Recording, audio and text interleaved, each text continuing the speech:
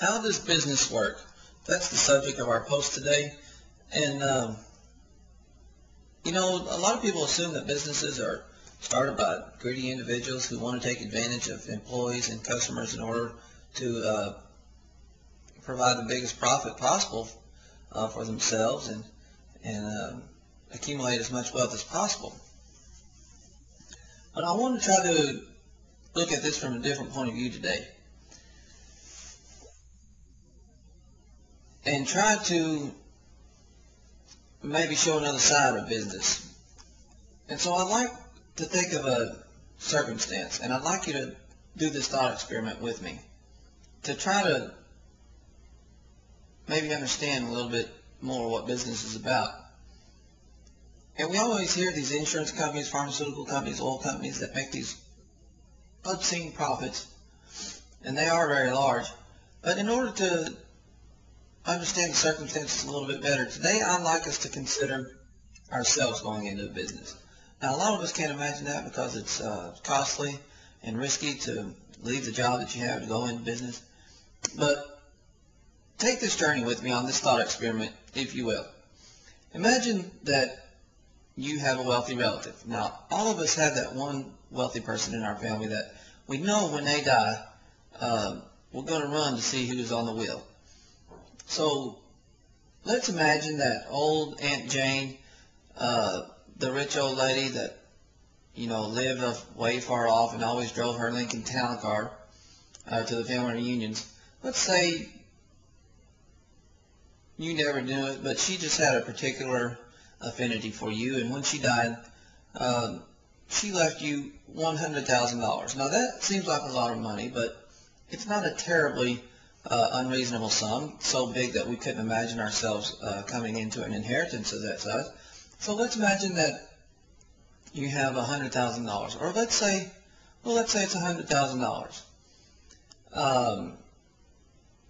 Now let's say, with some of that, you bought some nice things, paid off some debts.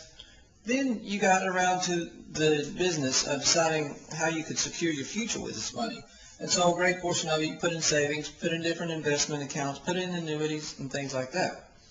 But say $5,000 or $10,000 you had left over, you really wanted to try to do something special with, something that might change your life. And not only would you get the inheritance and keep on working, but you might be able to invest it in a very successful idea or company that would grow and actually allow you to provide a living for yourself out of that money and actually change your life with it. So let's say some people had heard that you had come into this inheritance, and you got some calls. You began to get calls from people asking you to invest your money with them. And they were seeking a $10,000 investment. And let's say you decided to go into one of these companies and you invested $10,000 with this company. Now, let's say this company was going to try to invent a better medical product. Now, the startup cost and the research cost and the cost of salary alone would require that much more than $10,000 be raised. So let's say your money went into a pool that was put together with other similar investors that this person had contacted to invest in their idea. And all of you went in together and formed a pool of capital large enough to start this business on. And of course, you wouldn't particularly know much about the medical industry, so you felt confident in this person's ability to direct and lead your company.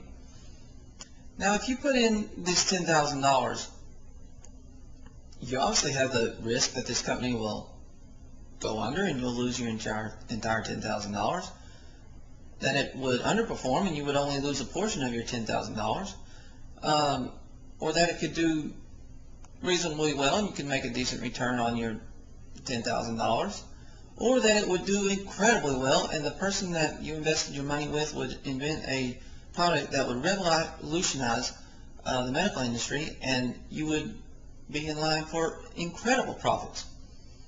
Now, let's say the success or the failure of this company, of you making a return on your investment or not, hinged upon this person bringing this product to market, engaging correctly within 2% what the demand and what the market would be for that product. Now, as I mentioned before, you don't know particularly much about this industry, so you're going to hire someone. And we're going to use a funny illustration to make a serious point. Let's say you are Mr. George Jefferson. You've invested your $10,000. You were solicited by Mr. Polka Tot from Sonic Happy Meals to invest your money, and he also convinced Leonardo from the Teenage Mutant Ninja Turtles. He convinced Thomas the Train, Percy, Scooby-Doo, Nemo, Winnie the Pooh, and the bear that your son sleeps with every night. Now, as the CEO of this company, Polka Tot has a responsibility to you, Mr. Jefferson.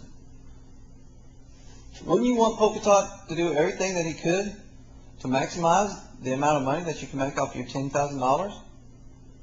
If Polka Tot could somehow turn your $10,000 into a 100% return and give you $20,000, would you tell him no? What if by some stroke of luck this company that you invested in revolutionized the world, and all of you from your $10,000 would be in for a return of $100,000? Would you refuse it? Of course not. In fact, wouldn't you push Polka Tot to earn every dollar possible back on your investment?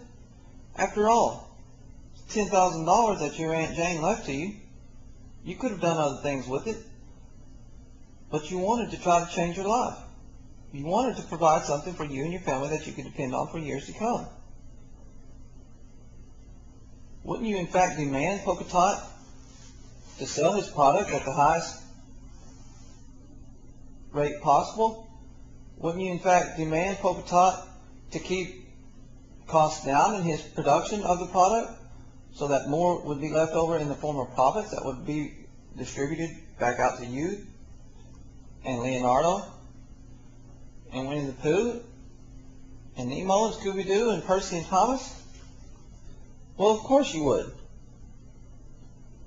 So let's continue this situation in the next post.